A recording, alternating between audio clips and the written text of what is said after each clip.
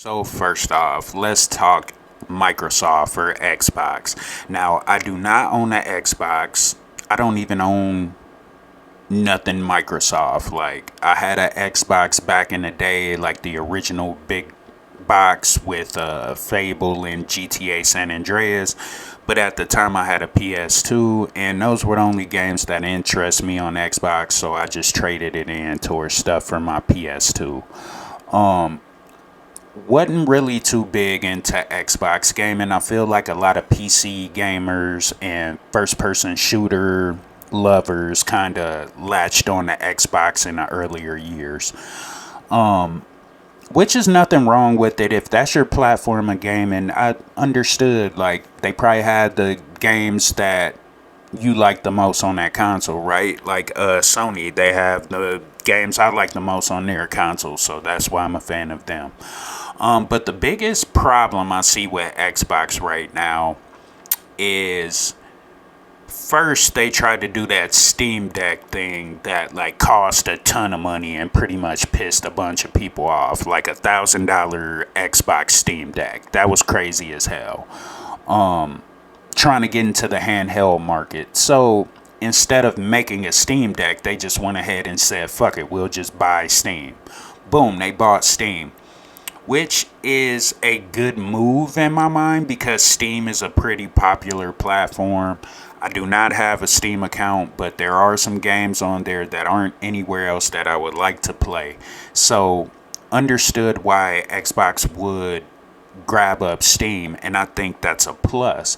But also, depending on how you look at it, I think Xbox also is moving away from the console gaming landscape. I think eventually it'll just be like a Xbox app. You could just log into your computer, tablet, phone, whatever, access your game library from there. That's why I think they bought Steam to kind of push that direction. Now, this is just my opinion, not quite fact. So all I could really say about Xbox is listen to your core fans. That whole Netflix thing and the with the Game Pass sounds ridiculous as hell. Ads in the middle of gaming, that sounds nuts. So I think Xbox just needs to figure out, have a better plan for the consumers of Xbox and something that makes sense, because I feel like they're just throwing shit at the wall to see what sticks. But are they in some type of financial trouble or anything? I don't think so. I think they're doing okay. It's just trying to figure out the landscape of gaming right now. So moving on, let me move on to Nintendo Switch. Now, I have a Switch 2 and a Switch Lite. I love my Switch, but I hate the fact that games cost so much fucking money. They cost like $15 extra than they would on my PS5. And the graphics aren't even as great as they are on PS5. For example, Trails Beyond the Horizons. I've been wanting this game, haven't bought it yet because it's a $60 price tag on it. Cool. Turned on my Switch to try to see how much it costs there. $10 more. So why would I pay $10 more to play the same game on a console with not as great of graphics? Granted, they lowered the price of the Switch console itself, but you're paying all this extra money for games, you're going to end up like coming out of pocket more anyway. And Nintendo's IPs that they own, they very seldomly or don't go on sale in the eShop. Like, the last time I seen a Pokemon game on sale, never. The last time I seen a Legend of Zelda game on sale, never. I even been keeping my eye on Hyrule Warriors trying to catch it on sale. Ever since I got my Switch, the past 2-3 years, I have not seen that game on sale, not even once.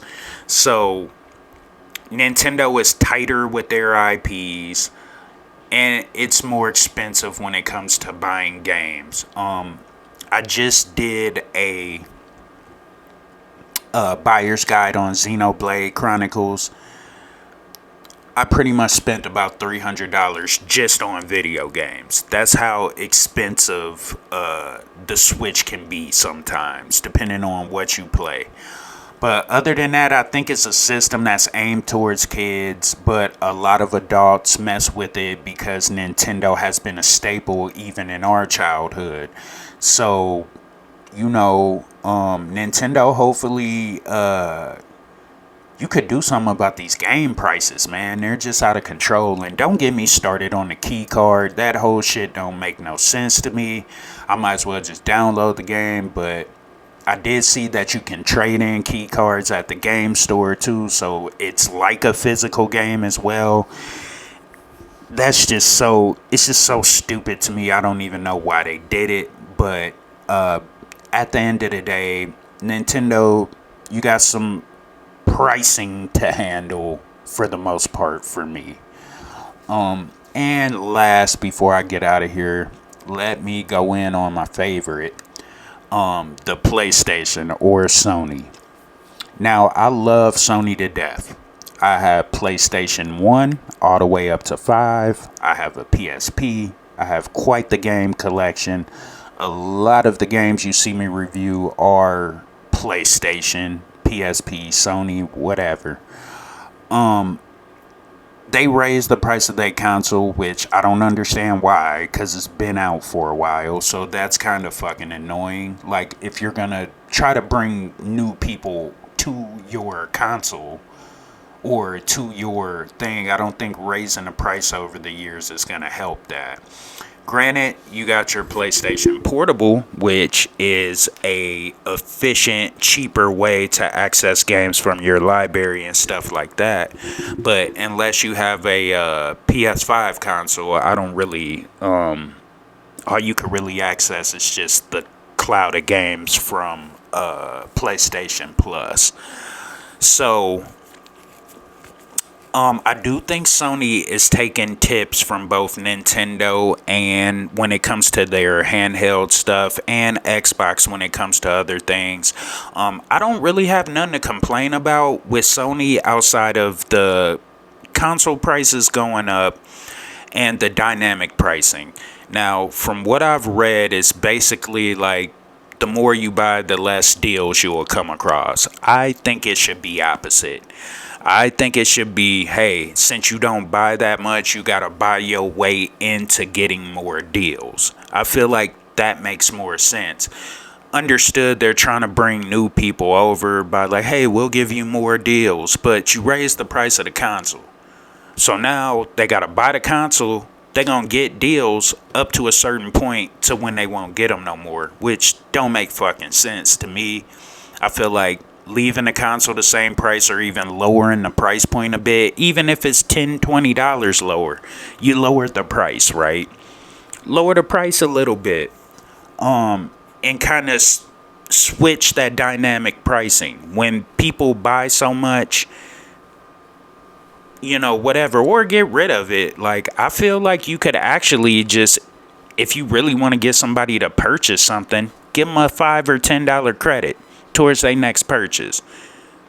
Then that way they'll grab something they want, and then from there on out they can take part of all the deals and things that Sony has to offer. There's always something on sale on Sony, and even with the dynamic pricing being a thing and me buying a lot of games through Sony, I still see a lot of stuff on sale. I haven't really seen a lot of stuff that's like not available to me or not on sale to me. So I don't really know. I guess the dynamic pricing is like some type of weird tactic they're trying to do to keep the money flowing or to bring new people. I don't really know what's going on with that. But at the end of the day, outside of that, I have no complaints with Sony. They've been doing a bang up job. Other than these pricing issues. And I feel like, to end this off, all of the consoles have been doing an okay job satisfying their consumers.